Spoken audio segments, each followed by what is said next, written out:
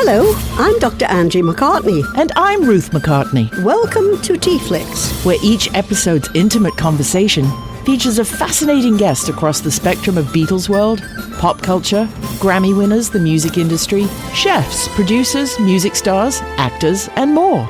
So bottoms up and join us as they spill the tea on TeaFlix. And we are live. Happy St. Paddy's Day. Top of the morning to you, or evening, or wherever you are. And the luck of the Irish and all of the above. So, Marts, let me know when you can refresh and see us so that we make sure we are live on this good old 17th of Ireland, as they call it, Liverpool. 17th of old Ireland. There we go. Yes, we are. We are. Hello, folks. We are streaming. We are on. Jolly good. Yeah. So today's guest, I haven't seen Bill in person for quite a few months. So we called the other day to just catch up. And I thought, my God, why haven't we had Bill Lynch on TeaFlix? Fascinating man, amazing guitarist, musician, philanthropist, recovering club owner, as one would say. So our guest today, Bill Lynch, was born in Lawton, Oklahoma, into a military family. Bill grew up everywhere from Tokyo to London and across the continental USA. Whilst living in England when the Beatles were still playing in Hamburg and Liverpool, Bill picked up the guitar at age 11 and he's never put it down, which makes it difficult in the shower. He played in bands throughout high school and college before leaving the Department of Visual Art at the University of Kansas to pursue music full-time. His first serious band, called Together, opened for Vanilla Fudge and Johnny Winter and played the 1969 Kansas City Fun Fair alongside Iron Butterfly, the Steve Miller Band, Wilson Pickett, Strawberry Alarm Clock, and the Cowsills. Well, wow. There are some bands you don't hear in the same sentence very often. No. The band even performed on second base at Kansas City's Municipal Stadium before a Yankees and Royals game. After Together came the band Tide and other projects, including the Bill Lynch Band and a long-running duo with harmonica legend Lee McBee. Lynch and McBee shared stages with Stevie Ray Vaughan, the Fabulous Thunderbirds, Sonny, Terry, and Brownie McGhee, Les McCann, Paul Butterfield, Buddy Guy, and Junior Wells. In '85, Lynch rode a motorcycle to Los Angeles, as you do. Of course. Where he soon formed the band Pocket Rocket with Andrew Kastner, David Lee Watson, and Claude Pepper, landing a weekly residency at the famous Josephina's on Ventura Boulevard in Sherman Oaks. Well, yeah. When blues harp great John Duke Logan sat in one night, the two launched the side project Logan and Lynch, performing around Southern California and opening for Leon Russell, Edgar Winter, Los Lobos, Taj Mahal, Robin Ford, and David Lindley. Oh. Over the years, Bill has also performed with artists including Bonnie Raitt and dear departed B3 genius Mike Finnegan, and his varied career included singing demos for legendary songwriter Jerry Goffin, performing with the Woody Herman Orchestra, appearing on TV in Newcastle with Noel Redding, P.P. Arnold, and Alan Price, and even singing the theme tune for the Showtime sitcom It's Gary Shandling's Show. Bill and his lovely wife Maggie, a life coach and entrepreneur, later decided to give something back to the LA music community by opening the Write-Off Room in Woodland Hills, which quickly became one of the Valley's most respected live music venues and a gathering place for world-class musicians. After COVID closed the club, the Lynches purchased the iconic Oil Can Harry's building in Studio City, reopening the Write-Off Room there 2 years later. The club became known for extraordinary nights of music, from big bands to intimate songwriter shows and surprise guest appearances. One memorable lineup for the Bill Lynch Band featured James Gadson, Abraham Laboriel, Paul Schaefer, Dean Parks, and George Doering. Name dropper. Yeah, I'll pick all those names up for you, Bill. Although the venue is now closing and will reopen as the Starlight Cabaret, Bill's impact remains clear. As both a guitarist and venue creator, he helped preserve the intimate live music experience in the burgeoning Los Angeles music scene. So thank you very much for all you've done for music. And now, without further ado, Bill Lynch. Hello. Hey there. Good morning to you, Bill. You're a legend in our lunchtime. No one's pinching us today. That's right. That's right. Okay. So thanks so much for taking the time to do this today. Oh, this is great. Thanks for having me on. Yeah. So Anne wanted to start out with a sort of back to the egg question. Yeah, take us back to the beginning, Bill. What first made you pick up a guitar? And who were the artists that really influenced you most? Well, my dad was really into music. My grandfather was an opera singer. My dad was a singer. He had a radio show up in Green Bay between World War II and Korea. He was, out of the army for a little bit. He got called up for Korea. And so, we always had music around the house. When I was young, the Nat King Cole had a TV show, and we'd always like tune in and check him out and everything. And then I remember, I think I was sick or something, and I was home, and the Everly Brothers were on TV, and I was like, whoa, listen to these guys, And I think they were on like 2 days in a row or something. I was really young at the time, so I can't remember, but I remember thinking, man, this is like kind of a cool thing to do. And then when we moved to England, I was 9.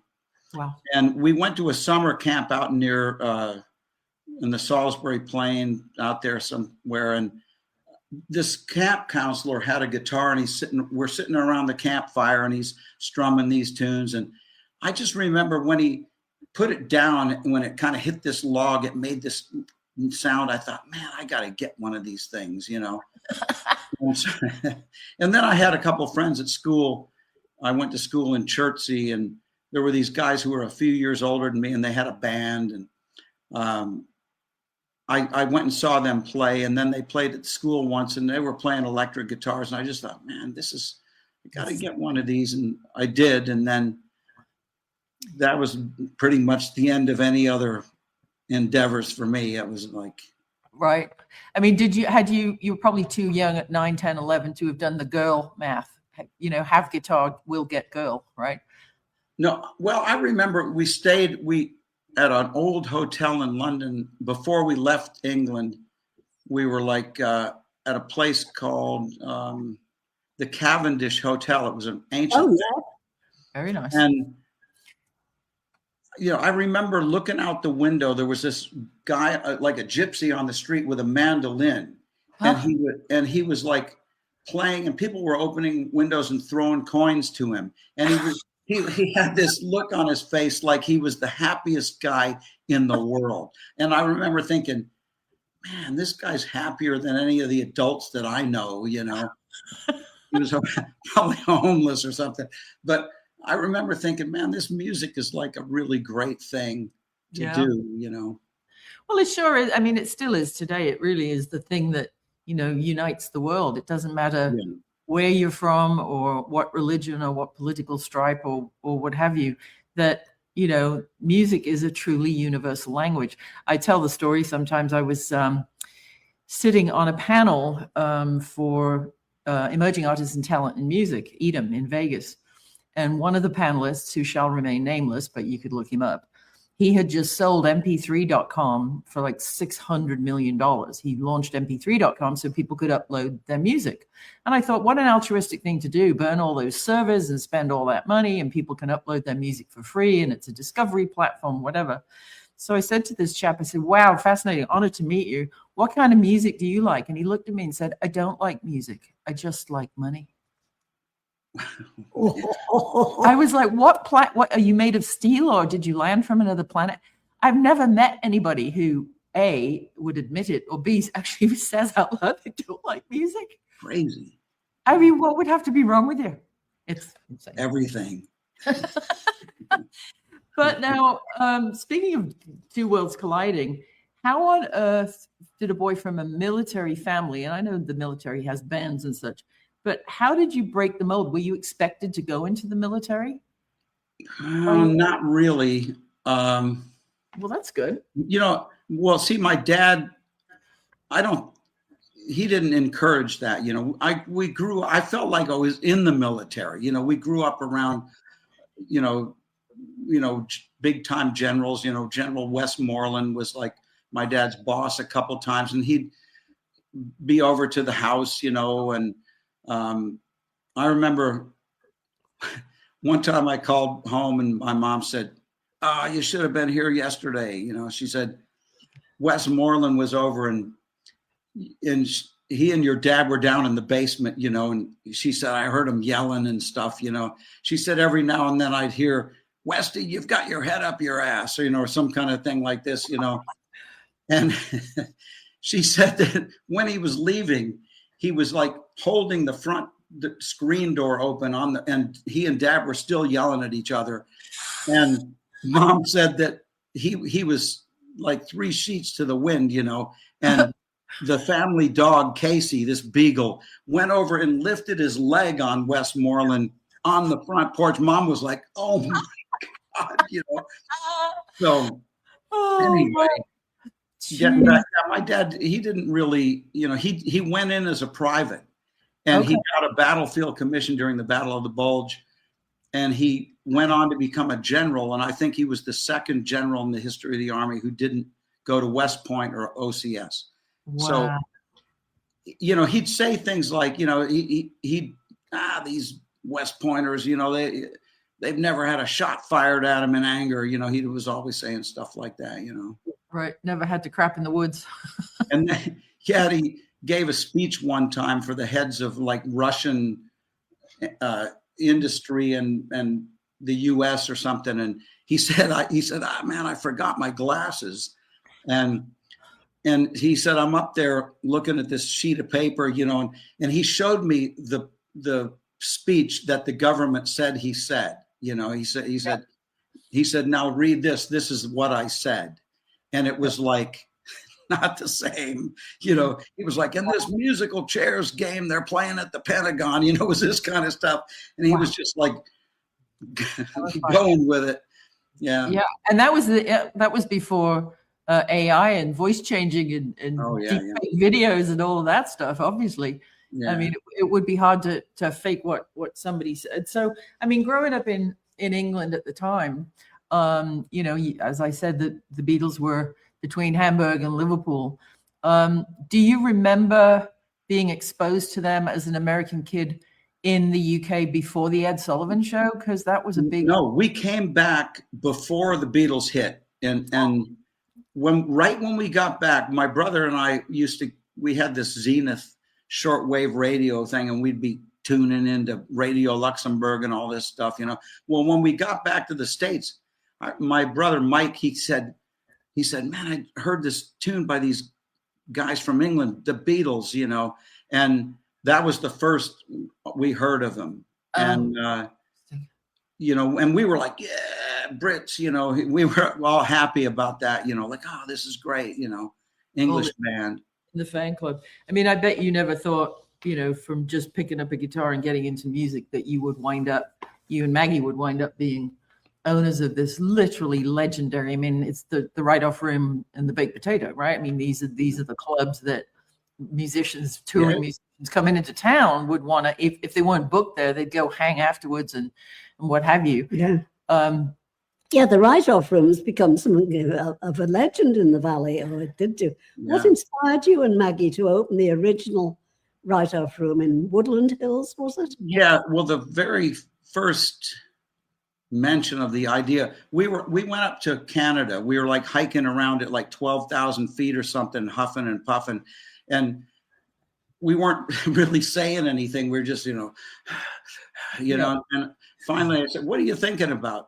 Maggie said, oh, I'm thinking I'm going to hire a couple, full-time people when we get back to LA, because we had a lot of things going. She said, oh, this would be a good thing to do. And then a little while later, she said, what are you thinking? And because I was like deprived of oxygen, I think, I said, I'm thinking about opening a club. And what could possibly go wrong? Yeah. Well, the thing was, when we got back to LA, you know, maybe a week went by and Mag said, well, how's that club idea coming? You know, and Maggie really didn't let me drop the idea. Huh. And really, she had more to do with us doing the club than I did. Interesting. You know? I mean, it would, if she weren't around, it never would have happened. I wouldn't have done it. I mean, I meant well, you know, but she just spearheaded the whole thing, and it. Wow. How did you find the place? How did you find the spot and decide that this was the magic? Well, oh God, it's a convoluted story. So I throw darts in a league. Uh-huh. A sociopath sued the Dart League, and all these dart bars closed down. He was threatening everybody. He had a law degree, but he never passed the bar, and he was a dangerous guy. So anyway, one of the two of these guys in the Dart League said, well, we're opening our own dart bar, and they got this place out in Woodland Hills, and two places next door to it went under. And they said, if you came out here and if we did a venue in these two places, because we funded the guys, they came to us and said, would you fund us if we open a dart bar? And we said, yeah. So anyway, they were like, well, these places are empty, so we went out and did this thing. We fixed the place up and we had no cover charge. We paid all the bands out of our pocket, and we were, God bless you. It was crazy. Hence the name, right? Yeah, we were doing so well, like with all these businesses that we had at the time, that, we were paying all this money to the government, and it was like, well, wait a minute. Couldn't we get this money to musicians by having a club and writing this on, instead of just handing it over? Right. And create jobs and create goodwill and create music and, create a safe space and have some fun with the money you otherwise would have paid in taxes, right? Yeah. And so, that's how the whole thing went. I was walking around trying to, I take walks at night trying to come up with a name for the place, and I'm like, you don't want some arbitrary, the Hi-Ho Club or something, I'm like thinking, how about the Deprived of Oxygen Lounge? That might be it. So then one morning I was like, well, what is the place? I went, write-off room, Yeah. So the write-on room. We went with it. Yeah. That's amazing. So what year did you actually open the Woodland Hills one? When would that have been? 2018 or something like that. Okay. And, we went for 2 years and then COVID hit. Yeah. And 21. I think I played there the night before I pulled the plug. It was like you could tell things were going down. Ending, so I said, oh, this is it. We're done. And then we, the Oil Can Harry's, which is famous, absolutely, like half a mile away from here. I used to walk by that place. I popped my head in there one time and thought, wow, this place, this is cool. Mm-hmm. Yeah, it's tiny. Cool. Eventually it went up for sale, and we, just bought it. We were fortunate enough that we could afford to buy the thing. And then off we went for another, then it was 2 years of working on the place. Right. And that was like, actually, that thing at least had a linear kind of trajectory about it, where, we could see we're getting there, and then, but once you open the club, then it's like a whole different deal. It's like, how do we get people in here? Right. Well, and who do you book, and how big are their fan bases, and is the band going to do the marketing and all that stuff, right? Well, and really, we were still we started off, I think we were just paying people, out of pocket grand a night, and that's a lot of money. It is really for, and then eventually it was like, we really should charge a cover charge. But people, immediately they get like, wow, these money grubbing, it's like, oh, here we are trying to help everybody. And it's like, people are complaining about like the cheapest valet in the valley. And they're like, yeah. Oh, I know. Well, it's no good deed goes unpunished, right? There's that. So I mean, but not just owning clubs, but with your bands, as I mentioned at the top of the show, you've shared the stage with some extraordinary players over the years, from Albert Lee to Bonnie Raitt to Billy Preston, and about 100 more. You sent me a list, and I was blown away. Is there one night or one artist that stands out in particular in your memory that's like a golden memory that you still pinch yourself, you can't believe it happened? Well, or probably too many of them. It's funny, the things that mean something to you, if some big shot, gives you a compliment, it's like, oh man, so-and-so, yeah.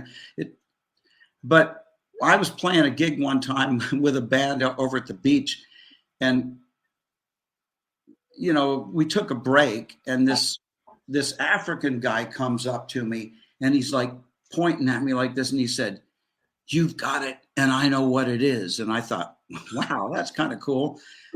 Hopefully he doesn't mean chlamydia. Yeah. I said, so what is it? And he said, I can pick 2 rocks up off the ground and make music. And then he said, you can too. And I thought, whoa, that was a better compliment than, Huey Lewis telling you that you're great. I don't know. There's something about it that was like, wow, this is pretty cool thing to say. But I played with Jerry Lee Lewis. I did 3 nights with him up in Tahoe. And he was really great. He wasn't drinking or anything. And he was fantastic. And I didn't rehearse with him. Right. The band rehearsed in the afternoon, but he wasn't there. And it was like, well, he might do this, he might do that. You never know what he's going to do. Right.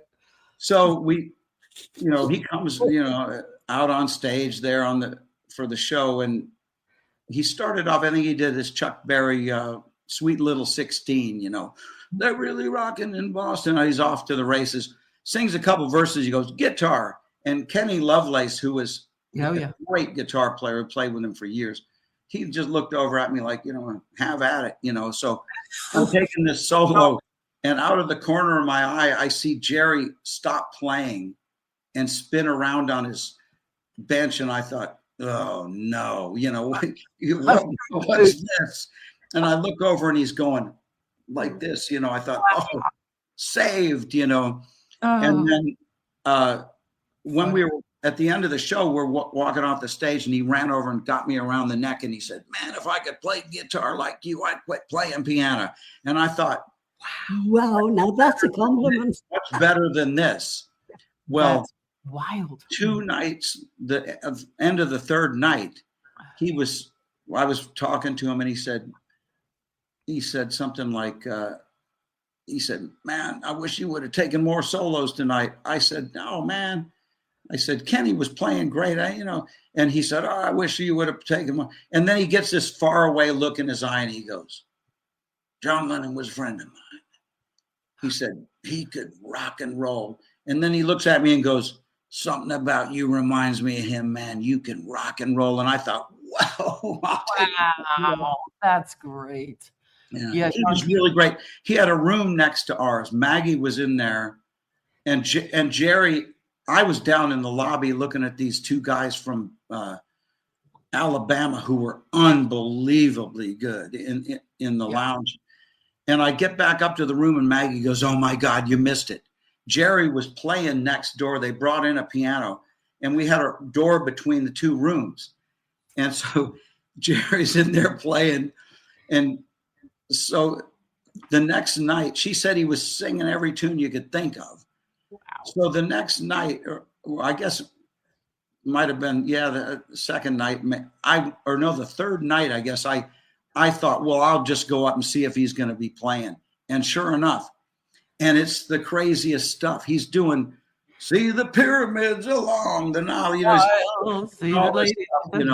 and he did, he did some jazz tunes with like rock and roll changes and stuff. It was crazy. But what I remember was at one point, God knows if he was in the dark or what was going on over there. You hear him say, he did a Hank Williams tune. He goes, Hank, where are you tonight? It's the Killer. Maggie and I were like, looking at each other like, whoa. He's talking to the ghost of Hank Williams. Oh my Lord. It was great. Yeah. He had such energy. It was incredible.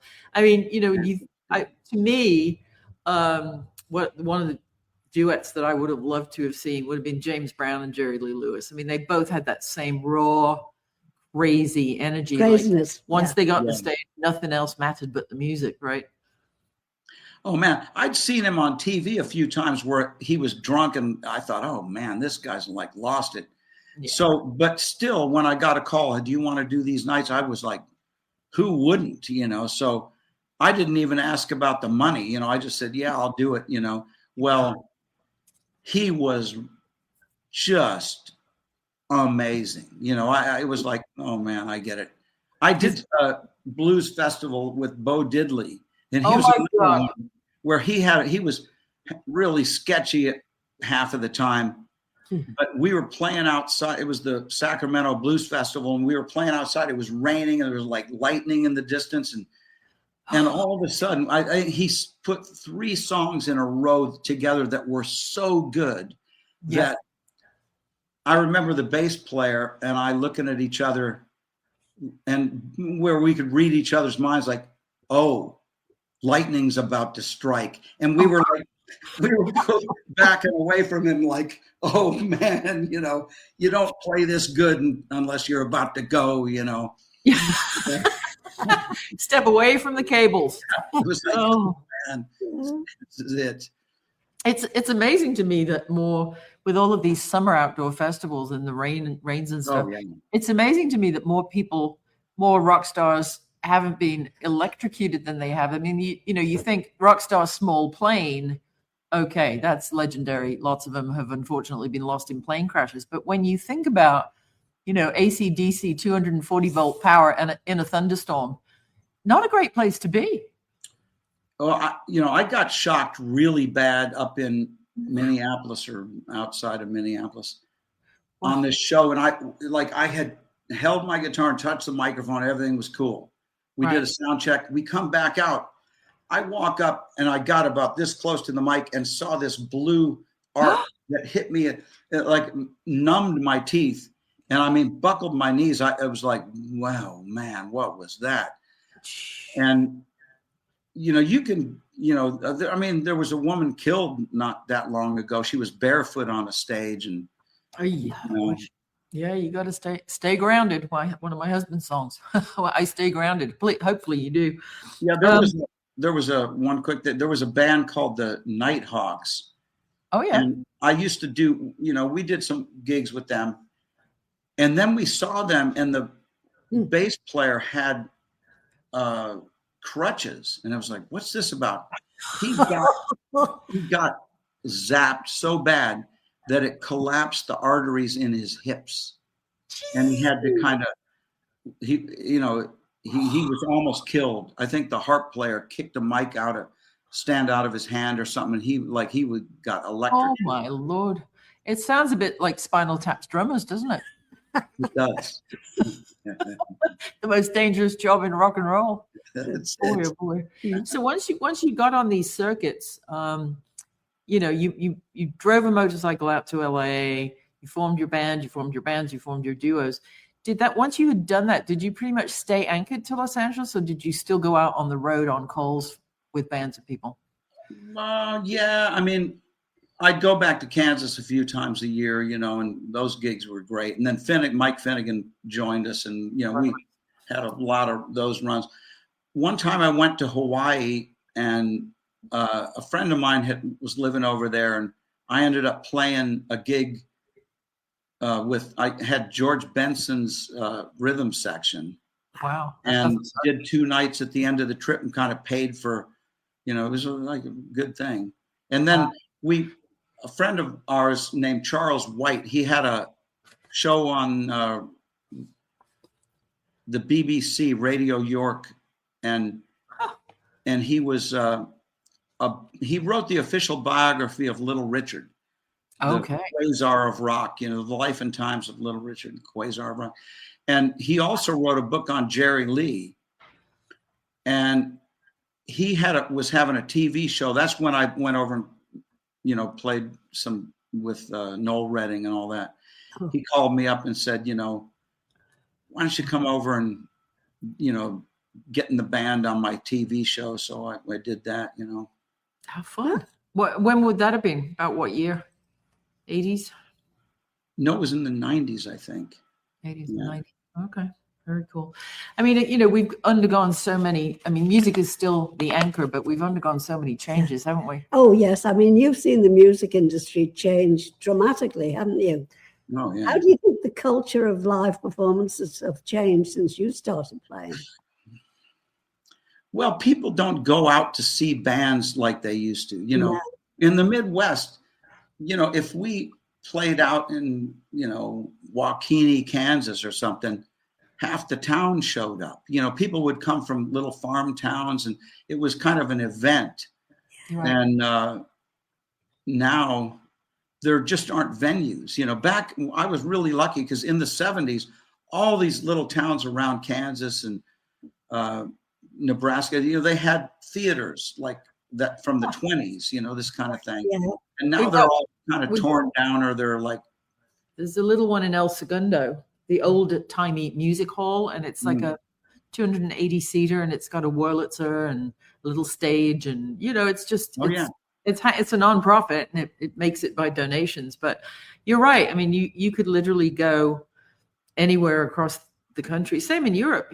All of the pubs would have live bands, and they're all corporate Weatherspoons pubs now, and you order off the menu on the iPad on the table, and it's just not the same. But I mean, with audio, I think the pendulum is swinging back, fortunately, away from MP3s to vinyl. I mean, hopefully we'll see people wanting to go to, more intimate and local shows. One of our, as we know, one of our mutual friends, Nick Marischal, great band. I mean, he has John Ferraro on drums, Greg Matheson on B3, Quinn Johnson on piano, Travis Carlton, Larry's Kid on bass, and Nick himself.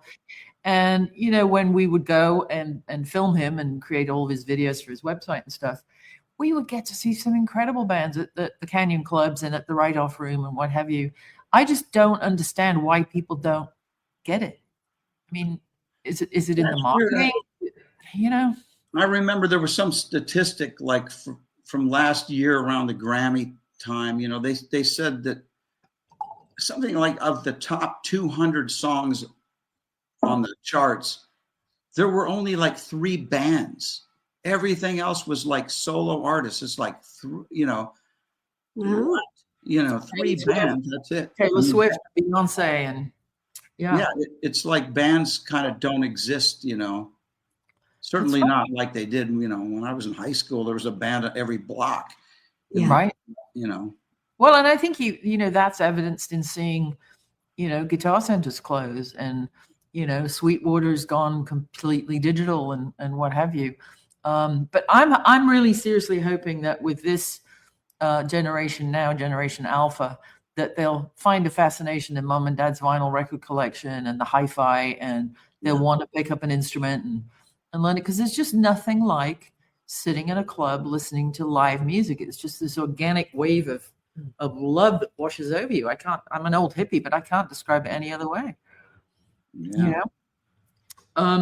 So in this era of,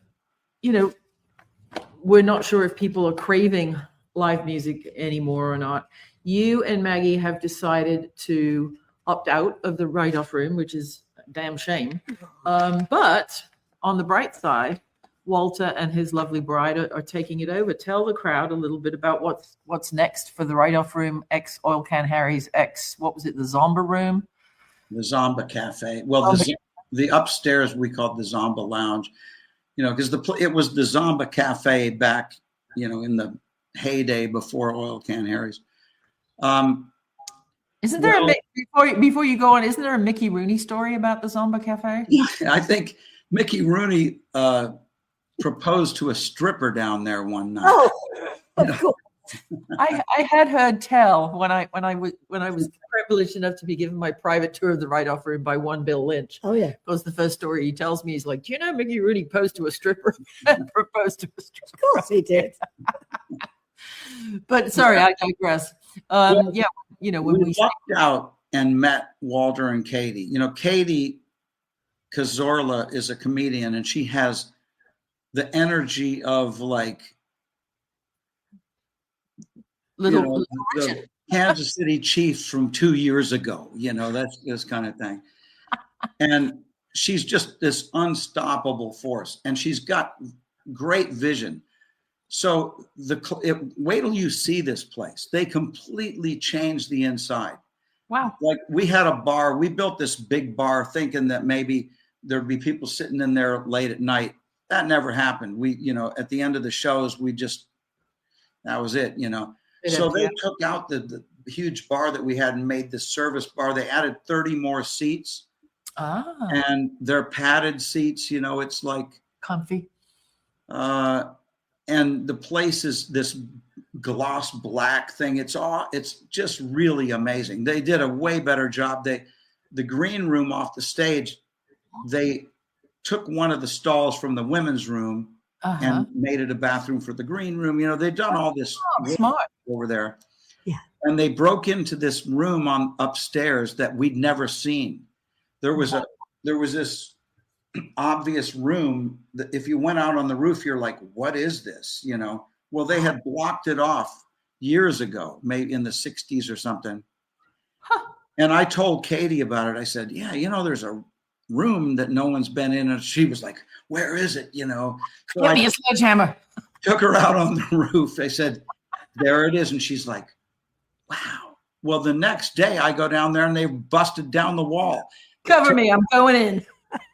So now there's a green room for the upstairs, Oh, that's brilliant. Oh yeah, and they built a little stage so they can have upstairs holds about 50 people, and they can do comedy upstairs now.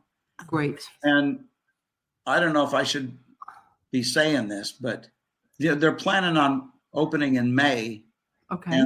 And the way it's looking, their opening act is Dave Chappelle. Jesus. That will be incredible. So that's ridiculous. Wow. So are they going to do music downstairs, comedy upstairs, or just a combination of both, depending upon who's available? Oh, they had this Kookaburra club in Hollywood. Okay. And Maggie and I they invited us over there, and it was great. They had comedians interspersed with magicians, and it was like really great. So they'll have a lot of fantastic stuff. Wow. And Walter Afanasieff is a record producer. He's a big deal. And, well, I'd love to have him with them on the show when they're ready to talk about opening the club. Oh yeah, you want to get Katie on. Yeah. She will blow your mind. It's cool. Like, love it women. She is unbelievable. I swear to God. She's kind of almost like a singular person in the world with this much energy that she channels and gets things done. It's crazy. Should we just rechristen her Hurricane Katie? I'm telling you. And maybe they should have a cocktail called the Hurricane Katie. There you go. Not a bad idea. Yeah. Yeah, they're fantastic. So this is good. This is but you must miss it. Must have been a hard decision to make, because you made it once in Woodland Hills and twice. It wasn't difficult at all, because Maggie came home from the office like 3 weeks in a row, just going, oh man, this is so much work, and it's, we have a whole lot of things going. We own some, properties, and we built shopping center. We did a bunch of stuff. We have a children's vitamin company. And if this is all the work that has to be done, this much of it was the write-off room. Oh my God. And it was just wicked. And so Maggie come home going, oh my God, this is so much work. She was writing the checks and, insurance and taxes and the health department, all of this. And I just said, I'm not putting you through this anymore. We're not doing this, so. Yeah. Well, it has to be, there's always risk versus reward versus hard work in any business. But if you're truly upside down in your life work balance, it's the definition of madness, isn't it? Keep doing something and keep coming home going, Jesus, I'm knackered. It was just, I felt so bad. The first time she said, oh my God, this is a lot of work. Right. Like, geez, it's because of me, basically. Well, it's always all your fault. We all knew that going in. Come on now. Yeah. Back to your music stuff. One of our dear departed friends was Billy Preston. How'd you get to meet Billy, and what's that story? Well, oddly, I did a gig on the 3rd Street Promenade, which is now a ghost town, apparently. Yeah, it's a no-go zone. And I was playing with Teresa James, and we're playing, and I'll look over, and here's Billy Preston comes walking up. And it was like, holy crap, Billy Preston. Wow. So Teresa was like, yeah, get up and play some. So he got up and played with us. And he was such a great player. I mean, I found myself in the middle of tunes thinking, what was that he just played? What was that passing chord? Man, that was the hippest thing. He was fantastic. I mean, I felt really lucky to be able to play. He was a lovely man. And dare I say, when George brought him in, the Beatles were at a very, very stressful point. And I think with Billy's happy-go-lucky, sunny nature and countenance, he probably gave us more months' life in the Beatles than without Billy. I think he sort of was able to reason with them all and cheer them up and be everybody's friend and nobody's enemy. And he had a rare quality. The stuff that he played on those things was just, it made the records, Absolutely.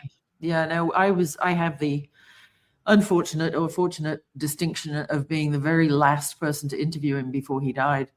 Our dear friend Joyce Moore was his manager, and he was starting to go into kidney failure, which was ultimately, what got him his renal situation.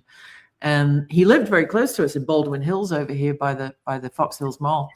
And she said, Billy's having a good day today. Can you race over there with a camera and whip some questions out of your back pocket and get it on film? And so we have the footage of Billy and I just talking. I was like 6 or 7 when I met him, and going back to the old days and, talking about what the hell was it like to be on the roof at Apple, of all the gin joints in all the world, right? But he was such a lovely man, and he lived with his mom, who had a collection of fabulous wigs, not unlike this is mine, no, not hers. Yeah. And we walked into the house. He had his studio all built out in the garage. The garage was all locked down and everything. And we walked into the house, and she had sort of a cross between a Barker lounger and a hairdresser's chair in front of the TV with like a big dome hood thing on it. So if she wanted to put her rollers in, and all around the room, decorated in all of the bookshelves, were these wig heads with all of her wigs on them. I'm like, okay, are we shooting in here? Because it was the funniest thing ever. But we had a few hours with Billy, and then I went to Cedars Sinai in Beverly Hills to say goodbye and everything. But what a gentleman! What an absolute gentleman! Yeah, I got a chance to meet Little Richard. Well, Charles White, is Dr. Rock. He was visiting us, and he said, let's go over into Hollywood and, see Little Richard. Right. So we went over there. He was staying he lived at the Hyatt on Sunset, and he had 2 rooms on the lowest balcony on the right, and so we get in there, and we waited for like 2 hours, and his brother finally comes down and says, Richard will see you now. And we're like, okay, so we go up there, and it was crazy. I think he was cleaning the place up was what the deal was, because when we got there, there was like a pile, like a 2-foot tall pile of sparkly boots in one part of the room, and a pile of sparkly clothes in the other part of the room. Everything else was like perfect. And he had sports set up in there, and we were talking to him, and I remember he was such a character. Like I said, so what are you up to? And he said, oh, I'm going up to San Francisco to open up for Huey Lewis and the News. I said, God, they should be opening up for you, Yeah. And I said, yeah, they just put out an album. I heard it, and it was a bunch of old rock and roll tunes. And he's like, what kind of stuff? And I said, oh, like Walking to New Orleans. And he goes right to the piano. Did they do it like this? I'm walking to New Orleans. It was like he couldn't wait to perform. And then when he'd start talking about stuff that bugged him, he'd get you to go, yeah, and then he'd talk some more. And yeah. And then it was like this call response church thing going on after a while. So Richard, he was wild. That's funny. Another one of those legends is Ray Charles, of course. And Billy Preston told us this story on our interview. He lived in the same neighborhood in Crenshaw, Baldwin Hills area. And little Billy Preston, was singing in church since he was like 6 or 7 years old. A lot of that era of folks came up in the church music. And they used to ring Ray Charles's doorbell and run away. They play the, ring and dash game. And Ray Charles got so sick and tired of this at like 3:45 every day. One day he's waiting right behind the doors because he knows these little tykes are going to ring the bell, right? And so they ring the bell and Billy's friends all run away and Ray Charles yanks open the front door and Billy's like, Mr. Charles, I'm little Billy Preston and I do an incredible impression of you. So would you like to hear it? And he says, that's okay, kid. We only need one Ray Charles, and shut the door. And he was like sitting there peeing his pants because, Ray Charles, and of course Ray Charles is looking here and Billy's down here, That's just, oh God.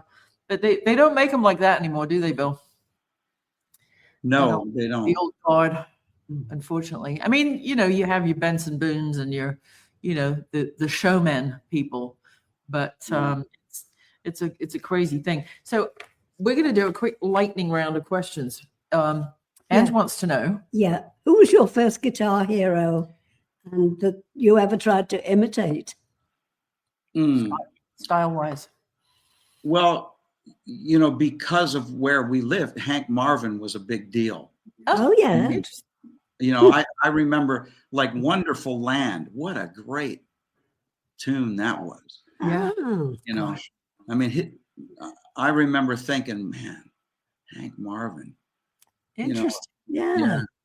I think Hank Marvin, I think Cliff Richard, and then I think Summer Holiday and all of the pop tunes, but even the tone, do do do do do do. Yeah. He was really a great player. Yeah. Interesting. Very underrated in the States. I'd be surprised if anybody had ever really heard of him over here. Mm-hmm. What was the best jam session you ever witnessed at one of your write-off rooms that, happened like after a show and just took your breath away? Or We had a lot of great things. And was Finnegan's B3 involved? Yeah, Finnegan's B3, is still there. That's beautiful. And I think I'm going to leave it in there for Walter. Oh, really? That's amazing. When we so backstory while Bill thinks about the jam session, we were lucky enough, Bill and Maggie let us film some music videos for Nick Marshall at the write-off room during the day. And Greg Matheson, the legendary B3 player, is like, oh, well, I'll have to call my guys, Joanne and them, and get the B3. And Bill said, oh, no, we have a B3 at the club. How many clubs have their own B3? None. And not only is it a B3, but it's Mike Finnegan's. How did that come about? How did you come to wind up with that when he passed? Well, he got it from the Tonight Show. Like when the Tonight Show closed, some guy over there called him and said, there's a B3 over here. Maybe you want it. One thing led to another. So the Leslie had, and I think the bench has NBC TV stenciled on it, and the Leslie has the Gong Show written on it in magic marker or something. Oh, no. So it was an NBC B3. And then Mike, he had a few around town. Johnny Lee Shell has one of an A100 of his, and his son Kelly, who's great. Kelly's got a couple of them, and then this was one I think that he used to record a lot around, LA. And then Candy called me up and said, do you want Mike's B3? And I'm not a keyboard player. I'm like, and she said, what, I'm going to sell it? She said, no, I'm giving it to you, right off from, there's a plaque on it down there that says, that it was Mike Finnegan's Hammond organ. And it said, who knew he'd be such a big organ donor? But that is so Finnegan, right? Yeah, Candy put that on. The family put that on there. Beautiful. And that's beautiful. And so it's found a permanent home at. Well, yeah. I mean, for now, you never know. You might spark the world's first stand-up comedian who also plays B3. Well, that Robinson guy plays keyboards. You know him? That's true. Yes, he's funny. So you never know. He's very funny. So as far as repertoire. Yeah, what's one song that always gets a room full of musicians smiling when somebody starts playing it? Hard to say. I mean, there are some funny songs out there. But I don't know about that.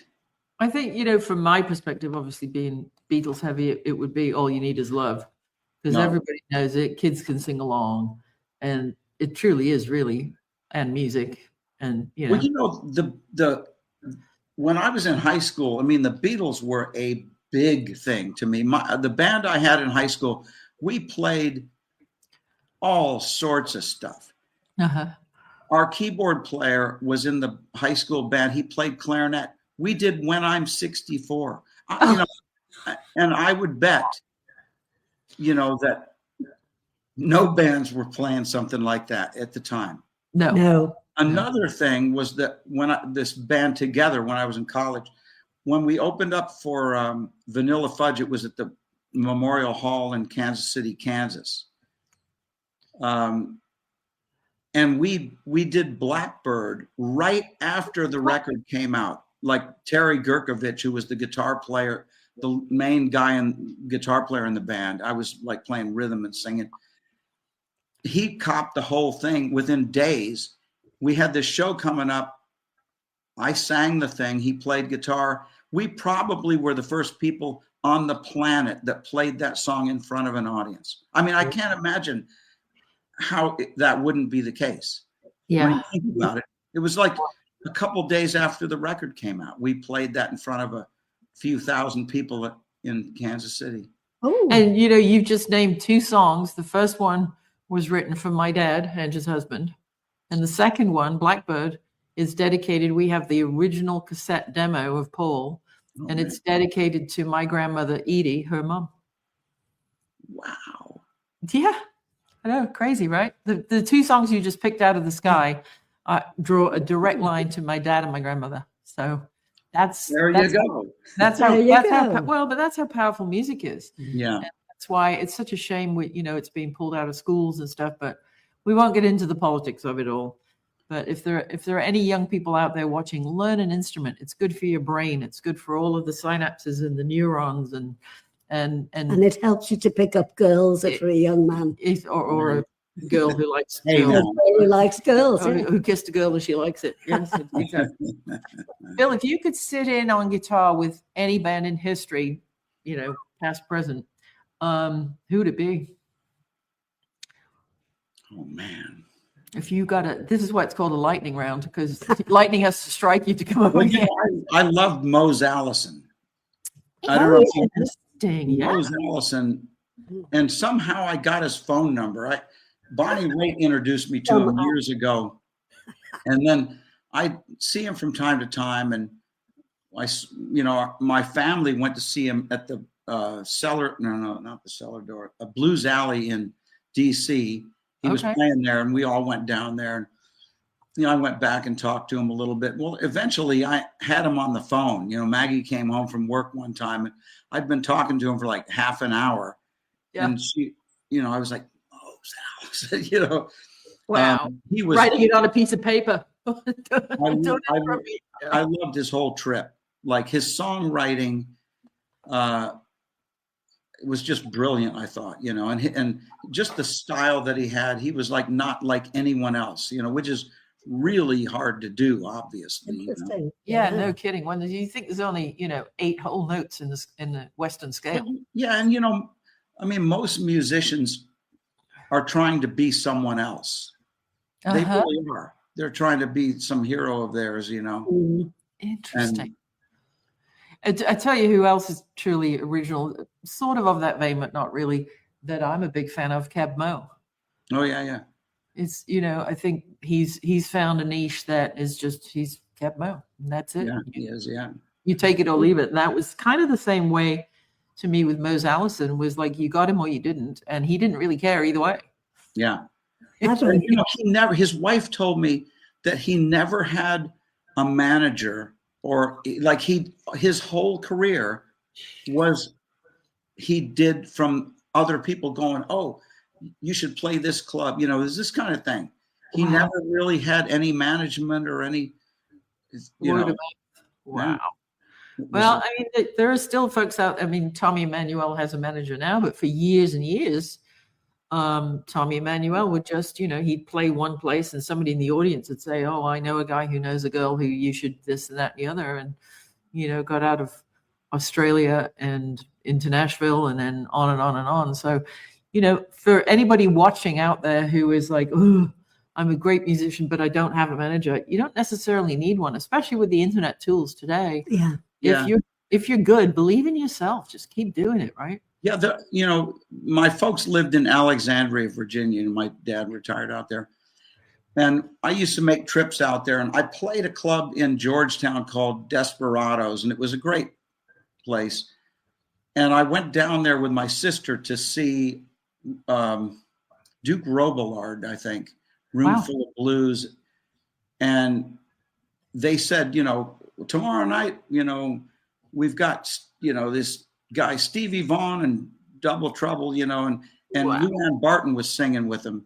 And so he says, we're going to have them come out. They were there, and play so you can see what's happening tomorrow. Well, Luann, short little skirt. She was gorgeous. Cigarette in one hand, a drink in the other, y'all to see my baby. She was like this fantastic, and of course, Stevie, he was great. So we came down the next night. My sister and I thought, we got to come back for this, So we came back the next night, and I told him, I said, you ought to play up in Lawrence, Kansas. I can get you booked up there. So he gave me a tape, and I didn't even need that. They listened to me down there. I said, oh, you need to get this guy up here. Right. And so he came up, and he didn't have a crowd because no one knew who he was. So, but then he came and played with us later. We did an after hours thing, and wow, it was like, magic. He was a sweet guy. He came by the next day with a ball and 2 gloves, and we were like throwing, playing catch, and wow, and, it was crazy, playing guitars and stuff. We did other dates with him later, and he was a friend of mine. I mean, you've obviously, you not only have, and Maggie have been blessed with talent and very good fortune in businesses, but it's all from, hard work and honesty and graft and not grift. And so it's so wonderful to see a couple like you who have been able to, work hard and pay back, but also pay it back into the arts and into music by having your talent and having your clubs and having the time and a couple bucks to spend on, supporting artists and getting them booked and getting Stevie Ray Vaughan booked and opening clubs and paying people out of your own pocket. So I think you're an absolute star. I've always been a Bill Lynch fan, and I am even more so today. Well, I'm a Maggie fan, Yeah. Maggie, she is the most giving person that I've ever encountered, I think, and, she, who Bumps Blackwell was, he was Little Richard's producer. He, you know, No. wrote stuff with Little Richard. Bumps was amazing. Oh, wow.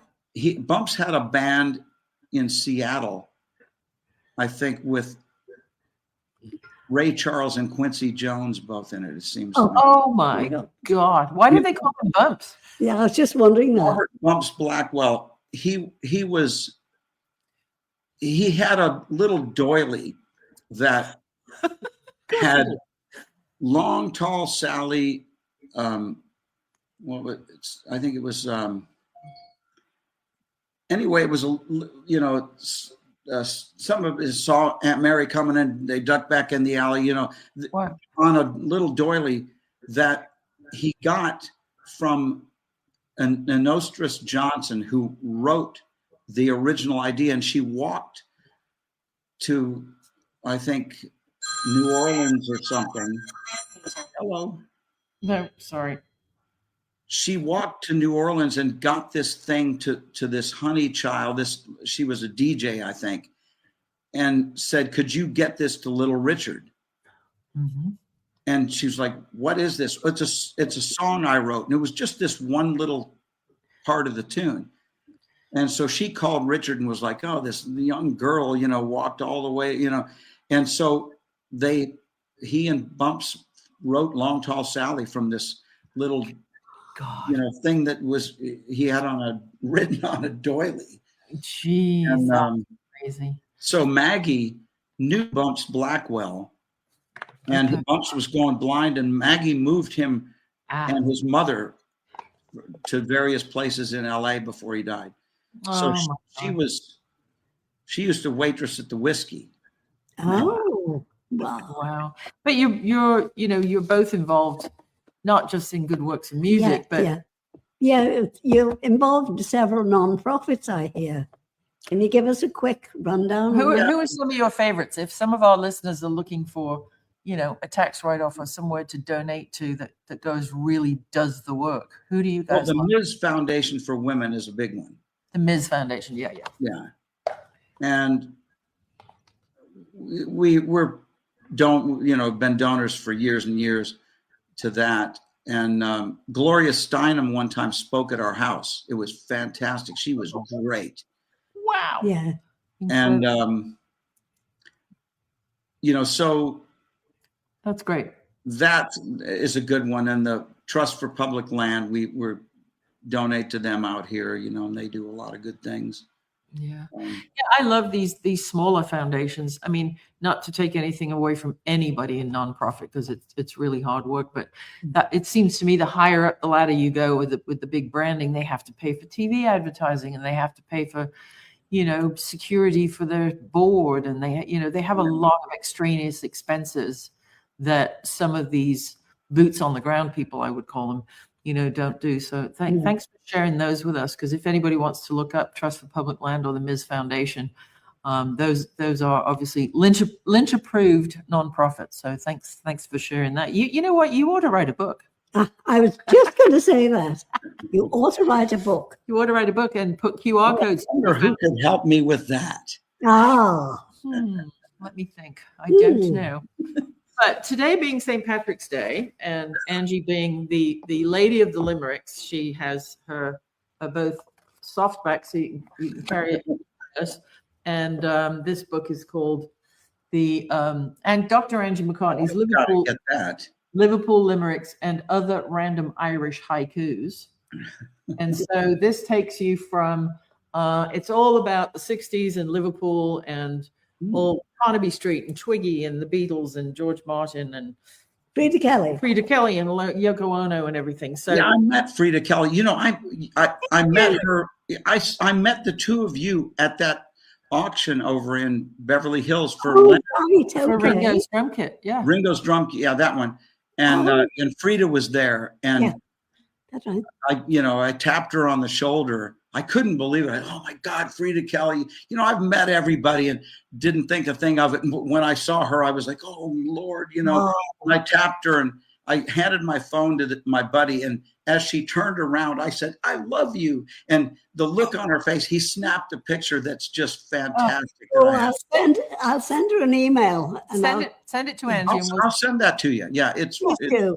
And I'll She- send it to Frida. We're in she- touch every week. yeah, she and Angie are pen pals. They write each other these long. Well, Maggie and I, we went to Liverpool one time and we arrived on our anniversary, which was the anniversary. It was July 6th. Oh, yes. The anniversary of when Paul and John met at St. Peter's in Lawton. Yeah. So Yeah. it was like, and it was just happenstance, it was like, wow, this, we went by your house, by the way, the old. Oh, really? Yeah. Funny. That's wild. That's wild. That's wild. Right. So anyway, in your honor, and just put pen to paper. And if you are sitting comfortably, we shall read you your limerick. Jolly good. Jolly good. You count it in at your speed you want. Okay. 1, 2, 3. There once was a muso named Bill, whose write-off rooms featured great skill. Though the curtain must fall on that musical hall, the memories live on in us still. Should we do that again? Yeah, we should do it again. I forgot to clean my glasses. And a 1, 2, 3. One more time. There once was a muso named Bill, whose write-off rooms featured great skill. Though the curtain must fall on that musical hall, the memories live on in us still. Ta-da! Oh, That was a I little won't give up my day job. what can I say? Oh, Lord. Well, That was this was great. a lot of fun. This was great. It was. Thanks so much for taking the time. Give my love to Maggie, and Mhm. let me know so I can let the viewers and listeners know when the Starlight Cabaret is opening, and we will. You bet. Really love to We'll love to promote give them the crap out of it for promote. you. Yep, promote the crap out of them. In the words of Dame Dr. Angie, promote the crap. Great. All right, kids, we'll see you all of a sudden next week. You keep your kettles on and your corkscrews handy, and we'll see you all of a sudden. Bye-bye. Thanks for joining. And hit the subscribe button if you're watching on YouTube. See, I had to go there.